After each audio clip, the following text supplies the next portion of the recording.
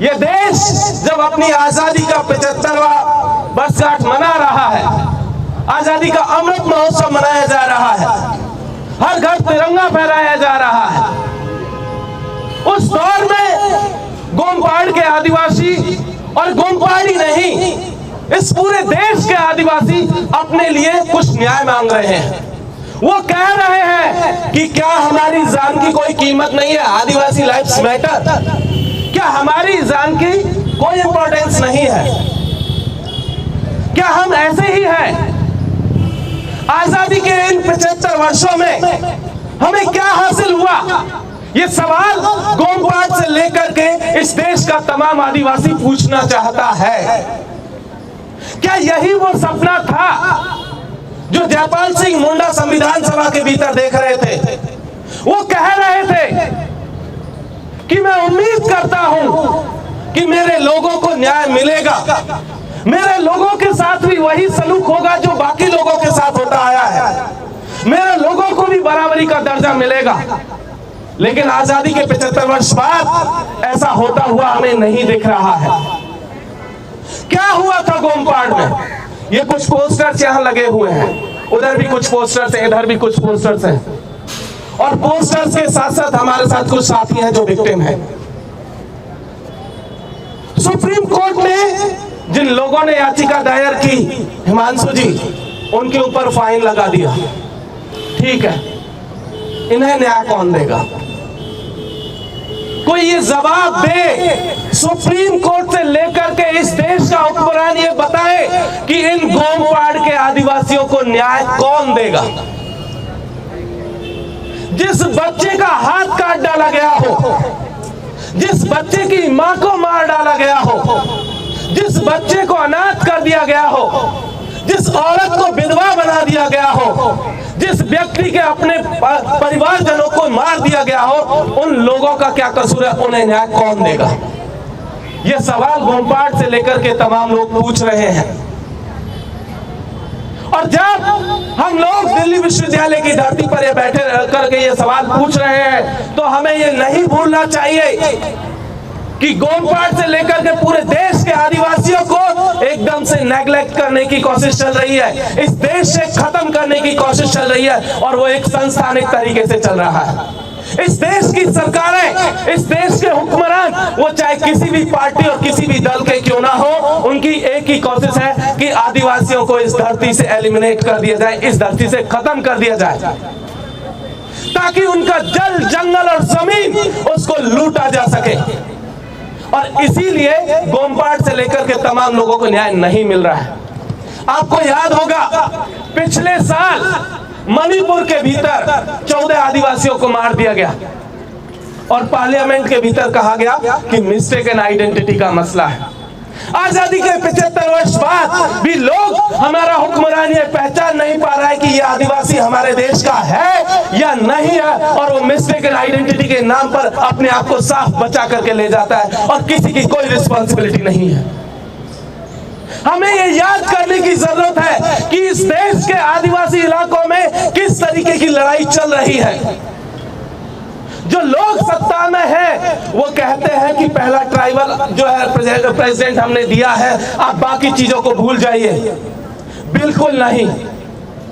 हमारी लड़ाई हमारे रिसोर्सेज को बचाने की है, हमारी लड़ाई हमारे रिसोर्सेज के साथ जिंदा रहने की है, हमारी लड़ाई हमारे कल्चर और हमारे अस्तित्व को बचा देने की है।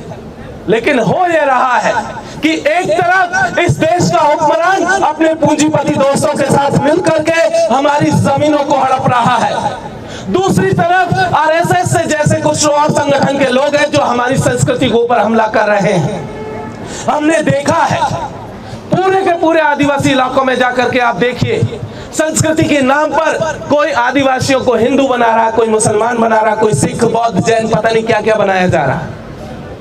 लगातार प्रोसेस चल रही है ताकि आदिवासी आइडेंटिटी को खत्म किया जा सके, और दूसरी तरफ नक्सलिज्म के नाम पर या किसी और नाम पर आदिवासियों की जमीनों को हड़पा जा रहा है। याद कीजिए, जब यहाँ पर बैठे हुए हैं आदिवासी साथी हमारे छत्तीसगढ़ के, इसी के साथ में, इसी तरीके से आप देखेंगे तो पाएंगे कि छत्तीसगढ़ के हसदेव में भी आदिवासी बैठे हुए हैं और वो भी अपने जंगल को इस देश के पूंजीपति और सरकारों से बचाने के लिए लड़ रहे हैं। इसी तरीके से हजारों की तादाद में छत्तीसगढ़ के सिलगेर में आदिवासी अपने जल जंगल और जमीन को बचाने के लिए लड़ रहे हैं। कोई सुनवाई नहीं है। सरकार कह रही है कि हम विकास कर रहे हैं, विकास के नाम पर पुलिसिया कैंप लगाए जा रहे हैं, जबरिया कैंप लगाए जा रहे हैं। उन्होंने विकास का पैरामीटर ही बदल दिया।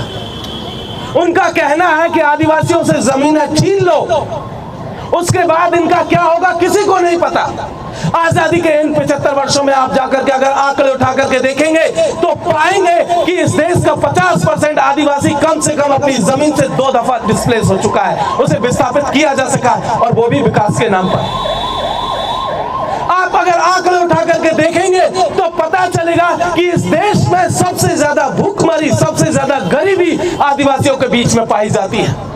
सरकार हर वर्ष अपने बजट में बड़ी बड़ी घोषणाएं करती है, इतने लाख करोड़ का, इतने खरब करोड़ का, इतने ये कर, इतने वो का अमाउंट का पैसा हमने आदिवासियों के लिए दिया, लेकिन 75 वर्ष बाद भी सबसे ज्यादा भूखमरी आदिवासियों के बीच में है। एक ऐसा तबका जिसके पास अपने रिसोर्सेज थे, कभी किसी दूसरे के ऊपर डिपेंडेंट नहीं था, लेकिन आपने पहले उसकी जमीनें छीनी और जमीन छीनने के बाद आपने उसके रिसोर्सेज छीन लिए और तमाम रिसोर्सेज छीनने के बाद उसे दूर कर दिया, बेदखल कर दिया, और आज वो भुखमरी के कगार पर है। शहरों में रहने वाला आधा से ज्यादा आदिवासी आबादी भुखमरी के कगार पर है, बीपीएल की कैटेगरी में है। आजादी के इन 75 वर्षों में हमने जो अचीव किया है, टाइम्स ऑफ इंडिया की एक रिपोर्ट कहती है कि इस देश में आदिवासी जो व्यक्ति है, आदिवासी जो औरत है, किसी भी सामान्य औरत से 7 साल कम जिंदा रहती है। एक आदिवासी पुरुष सामान्य वर्ग के पुरुष से 4 साल कम जिंदा रहता है। किसी ने पूछा है ऐसा क्यों है? क्यों नहीं हमारी लाइफ मैटर करती? क्यों हमारे सवालों को हमेशा इग्नोर किया जाता है? क्यों? तो जवाब उसका बहुत क्लियर है। जवाब इस तरीके से, शुरुआत से अगर देखेंगे आदिवासियों को अगर इस देश की बुनियाद को समझने की कोशिश करेंगे आजादी के बाद से, तब से ही आदिवासियों को साइडलाइन करने की कोशिशें हुई। कभी उनको ध्यान में रख करके नेशन बिल्डिंग की प्रोसेस शुरू ही नहीं की गई। उन्हें सिर्फ रिसोर्स के बतौर इस्तेमाल किया गया, उनकी जमीनों का इस्तेमाल उनके कारखानों को लगाने के लिए किया गया, और आदिवासी को अपनी जमीन से लगातार बेदखल किया जाता रहा। गोमपाड़ अकेला ऐसा जगह नहीं है जहां पर पहली बार इस देश में साबित हुआ हो कि आदिवासियों के साथ ये जो नरसंहार हुआ है, मैसेकर जो हुआ है, और सरकार की उस पर हुआ है कहने पर। उन नरसंहारों के और बहुत सारे एग्जाम्पल्स हैं। हिमांशु जी बैठे आपको बताएंगे डिटेल वाइज, एक एक मैसेकर्स के आपको डिटेल देंगे। तो ये जो पूरा का पूरा सिलसिला है जो पिछले 70 सालों से चला आ रहा है, इसको रोकने की जरूरत है। और रोकने के लिए ही हम यहां से कह रहे हैं कि गोमपाड़ के आदिवासियों को न्याय दिया जाए। उस बच्चे का हाथ किसने काटा? इस सवाल का जवाब तो मिलना चाहिए ना। इसका जवाब कौन देगा? क्यों नहीं हमारे हुक्मरान या जो लोग न्यायपालिका में बैठे हुए हैं वो इस बात को इंश्योर नहीं कर पाए कि जिस बच्चे का हाथ काटा गया वो हाथ काटने वाले लोग कौन हैं? ये क्यों नहीं पता लगा पाए? जिस बच्चे की मां को मार दिया गया वो कौन लोग थे? जिन्होंने रेप किए वो कौन लोग हैं? क्या यह जानने का हक गोमपाड़ के आदिवासियों को नहीं है? और इन्हीं सवालों के साथ हम लोग जो ये साथी हैं ये दिल्ली आए हैं, और ये सारी बातें आपके माध्यम से यही बताने के लिए कि इस देश के जंगलों में, इस देश के आदिवासी बहुल इलाकों में इस देश की सरकारों ने एक जंग छेड़ी हुई है।